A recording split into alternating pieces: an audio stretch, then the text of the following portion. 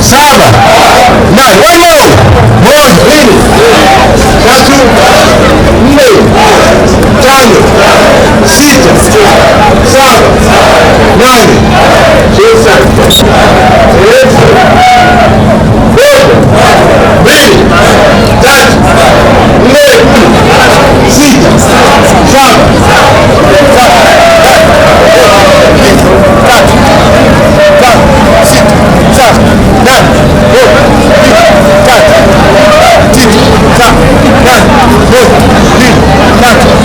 Matembezi haya ni sehemu ya maandalizi ya mkutano mkubwa wa uwekezaji unaojulikana kama Zanzibar Investment Summit ya mwaka 2026 unaotarajiwa kufanyika hapa Zanzibar kuanzia tarehe 3 hadi 5 katika hoteli ya Golden Tulip Airport.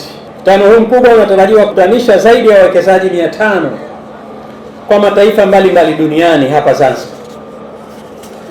Katika siku hizo 3 za mkutano huo, nimearifiwa kuwa wawekezaji watapata fursa ya kutembelea na kuona miradi mbalimbali ya maendeleo ya uwekezaji hapa Zanzibar.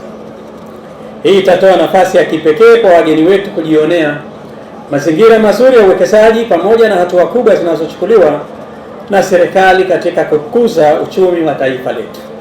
Mkutano huu utajumuisha matukio mbalimbali ikiwemo investment master classes zitakazojadili mada muhimu zinazohusu namna ya kuandaa miradi katika masoko yanayochipukia, yani emerging market, mbinu za kupunguza vihatarishi vya uwekezaji kupitia risk mitigation and blending finance, pamoja na fursa za uwekezaji zenye faida kubwa katika sekta ya kilimo, biashara, viwanda na usafirishaji na ugavi, yani logistics.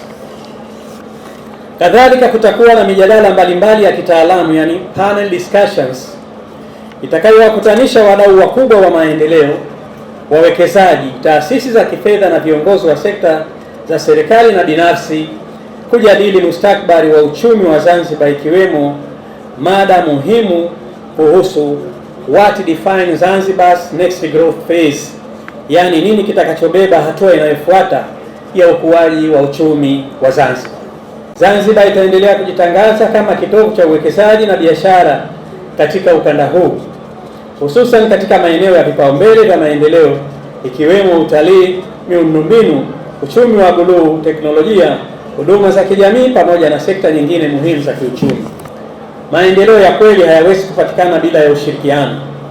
Tunahitaji kuendelea kushikamana kama jamii, serikali, sekta binafsi na wadau wa maendeleo ili kufanikisha malengo yetu ya kujenga Zanzibar yenye uchumi imara, wananchi wenye afya njema na jamii yenye ustawi. Ninatoa wito kwa wananchi wa Fumba na Zanzibar kwa ujumla kuendelea kushiriki katika shughuli za kijamii, michezo na maendeleo ambazo zinaimarisha mshikamano wetu na kuleta manufaa kwa jamii nzima. Maendeleo ambayo tumeyaona haya ni legacy kubwa sana ya serikali ya awamu ya 8 inayoongozwa na Dr. Hussein Ali Mwinyi. Mambo ambayo tunayaona wakati tunakuja huku, tumeona barabara ile itakuwa na barabara 6 ndani yake. Tuna uwanja wa mpira ambao unajengwa, stadium hii ya Afcon kubwa sana ambayo ndiyo itakaribisha michezo ya Afcon hapo mwakani. Kwa hiyo serikali hii iko makini, na nikwambie tu mheshimiwa, Fumba sasa hivi imeshatengenezwa master plan mpya. Mji utakuwa wa kisasa, utakuwa na kitu tunaita smart city, kila kitu hapa utakikuta. Kwa hiyo badala ya kuwa na mji mmoja tu hapa Unguja, sasa tutakuwa na miji miwili mikubwa, mmoja ule wa Stone Town lakini na Fumba. Tumefanya matembezi haya, moja ni mazoezi, lakini la pili ni kuhakikisha wananchi wenzetu wanaona jitihada za Serikali ya Mapinduzi Zanzibar katika kuleta maendeleo, na zaidi ni mabadiliko ambayo yanakuja katika hili eneo la Fumba.